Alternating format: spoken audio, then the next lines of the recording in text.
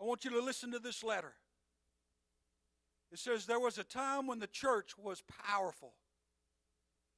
In the time when the early Christians rejoiced at being deemed worthy to suffer for what they believed. In those days, the church was not merely a thermometer that recorded the ideas and the principles of a popular opinion. It was a thermostat that transformed the mores of society. Whenever the early Christian entered a town, the people in the power became disturbed and immediately sought to convict the Christians for being disturbers of the peace or agitators. But the Christians pressed on in the conviction that they were a colony of heaven, called to obey God rather than men. Small in number, they were big in commitment. They were to obey God. Godly, intoxicated people to be astronomically intimidated. By their effort and example, they brought an end to such ancient evils as infantile or infanticide, which is basically abortion, and gladiator contests. Things are different now. So often the contemporary church is a weak, ineffectual voice with an uncertain sound. So often it is an arch defender of the status quo.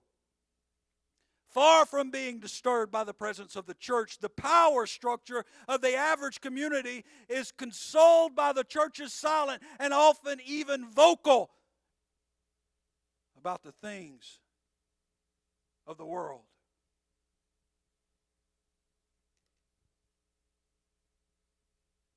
That was written in a jail cell in 1963 in Birmingham, Alabama, in a 20-page letter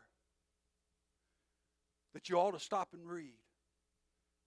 And the person that wrote that was Dr. Martin Luther King.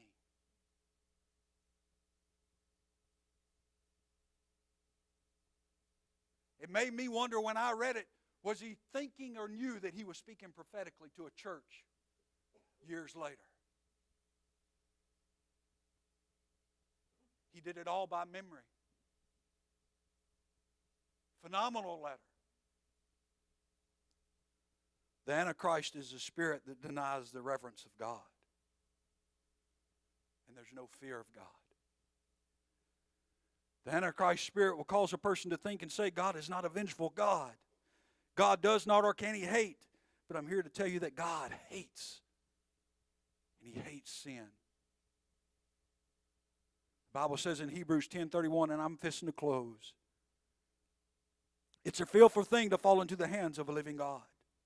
Colossians 3:5-6, 4-5, therefore your members which ye are upon the earth, fornication, uncleanness, unabhorrent affection, which means lust, evil, conspicuous, which means strong sexual desires, covetousness, which is idolatry, for which things' sake the wrath of God cometh on the children of disobedience. Romans 1:18 says, for the wrath of God is revealed from heaven against all ungodliness and unrighteousness of men. Revelations 14:9-10 says, if any man worship the beast in his image and receive the mark on his forehead or in his hand, the same shall drink of the wine of the wrath of God. Luke 22:42 says, Jesus praying said, Father, if thou be willing, remove this cup from me. Nevertheless, let thy will be done. How does that play into it? Jesus was praying and the battle was going on because he knew that God hated everything he was about to become. He knew that he had to drink of the cup that God was going to turn his complete wrath upon. But see, God, even though he hates sin, his wrath is just. His wrath is to be feared. His wrath is consistent. His wrath is love against sin. It's hate. The Bible says in Hebrews 10:31, I'm sorry.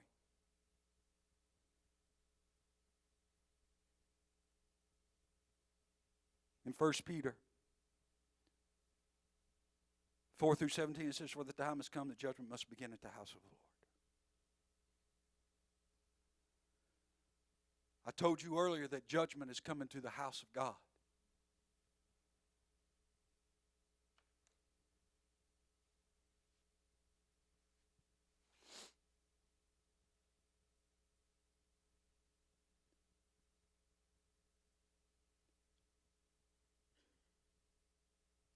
And the reason judgment is coming to the house of God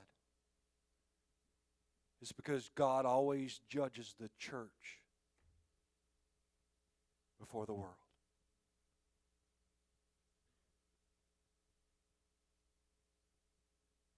Judgment is coming to this church because many of you have accepted the things of the Antichrist. What are those things? Lying, deceiving spirits.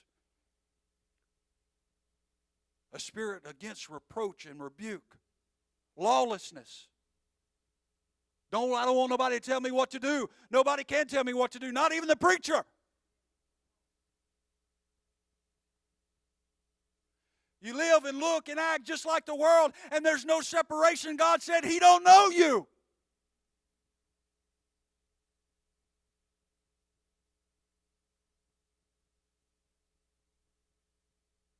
The Bible says, Sister Brown, that those that seek out the old paths and walk therein, for therein are the good paths. Down the straight and narrow, not only the gate but the way, will see Jesus. Those are the ones that's going to see Jesus. And people like this by the thousands are going to hell because you and I sit in here and we don't want to do anything about it. It's sin, church. It's sin for you and I to claim that we know God and we're too ashamed to go tell somebody they're wrong.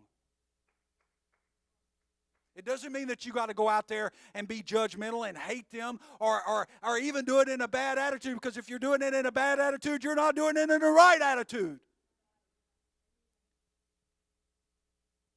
But how are they going to know if we don't tell them? Because you see, Satan has brought this spirit into the church, and now the church has accepted it so much that we begin to believe it.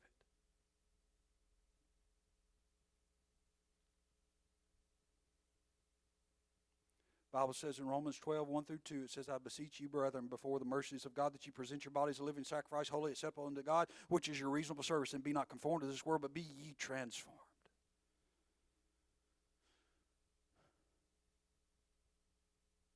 You see, the only way that we can preach the cross effectively and preach it right, Brother Steve, is when we see what it portrays. When we look at that cross and see that the Romans didn't put Jesus there. The Romans didn't nail Jesus to that cross.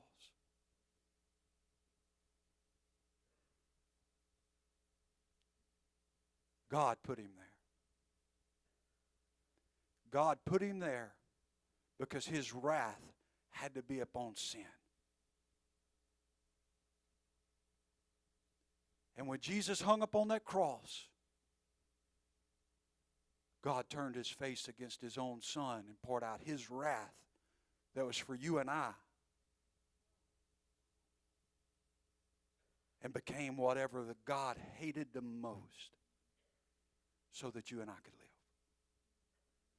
When we look at that cross and see how far sin has come and see how depraved man really is, that's what it's for.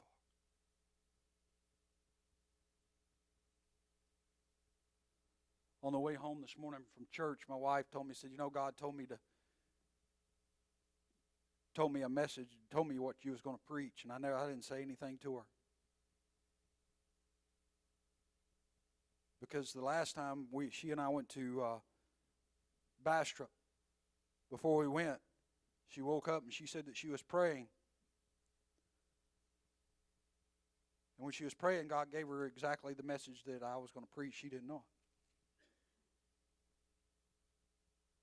On our way home today, she said,